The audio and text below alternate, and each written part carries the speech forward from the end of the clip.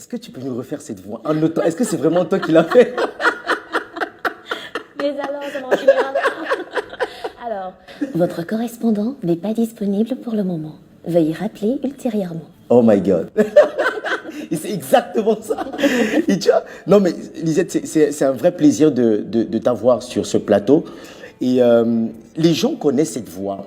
Les gens connaissent cette voix qui retentit, mais ne connaissent pas forcément l'entrepreneur, la femme. Qui es-tu vraiment, Lisette? Eh bien, Lisette Emmanuel, c'est une jeune femme ordinaire. C'est une personne qui a fait ses classes comme la plupart des jeunes Africains, un peu comme délivrant un jeu vidéo, délivrant les étapes d'un jeu vidéo, sans véritable orientation. Et voilà, à l'université, a fait la rencontre avec un métier qui est devenu sien aujourd'hui et dont elle vit. Lisette, jusqu'à quand tu sais que tu as une belle voix? À quel moment donné tu dis, tu es à la rencontre, tu rencontres ta voix, tu sais que tu as une belle voix et tu sais que tu peux faire carrière? Ah non, j'ai pas souvent su que j'avais une belle voix. Toute petite, je chantais et en grandissant au lycée, je faisais les concerts de pause avec les camarades. Oui, en chanson peut-être, mais je n'ai jamais su que j'avais une voix qui valait quelque chose parce que déjà, elle était très aiguë, elle était très, très jeune et je ne voyais vraiment pas quelle était la plus-value.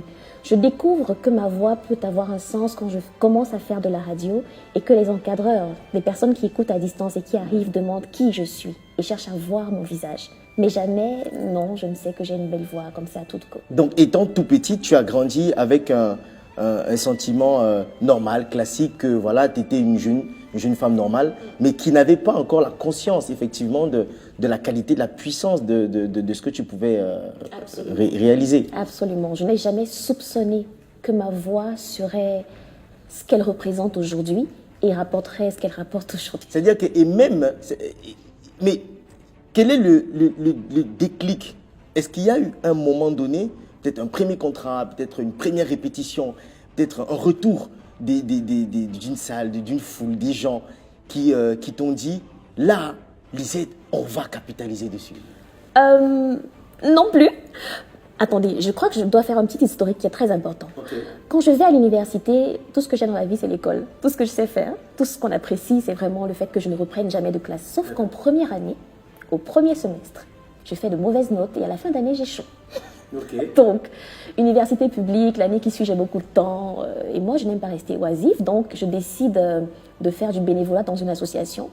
Et là-bas, il y a une jeune femme qui a toujours la répartie qu'il faut, toujours le mot qu'il faut pour briser la glace, toujours l'activité qu'il faut pour combler les vides. Et je me demande comment on fait pour être comme ça. Parce que moi, je suis très timide à la base. Et elle me dit, je ne sais pas, je suis animatrice radio, il n'y a pas de blanc à l'antenne, on doit dire quelque chose. Peut-être c'est ça. Si tu veux, je t'introduis. Ce qu'elle a fait. J'ai été littéralement jetée à l'antenne le lendemain de la présentation avec le promoteur de cette radio. Et une semaine plus tard, tout le monde me demandait de faire des jingles, des petites annonces, des habillages d'antenne, des petites pubs, juste comme ça. Pour moi, c'était pas extraordinaire parce que tout le monde passait par là, tout le monde mettait la voix partout. Donc pour moi, c'était vraiment pas extraordinaire. Alors quand je finis le stage, l'un des encadreurs venu nous féliciter demande à voir qui je suis particulièrement. Et quand on me montre, quand on me présente, il me regarde et ensuite il a une conversation avec les encadreurs. Okay. Je ne sais pas ce que ça veut dire, mais après, celui qui m'entourait me dit il estime que tu as une très belle voix, mais tu ne sais pas l'utiliser. Je dis d'accord, ok. Et puis, je laisse tomber la radio pendant un moment. Et puis, 1 an plus tard, cette jeune dame qui m'a introduite dans cette première radio est débauchée pour une radio French, la radio Nostalgie Cameroun. C'était la radio Frenchy, c'était le rêve de tout jeune animateur, absolument. C'était des voix occidentales, des...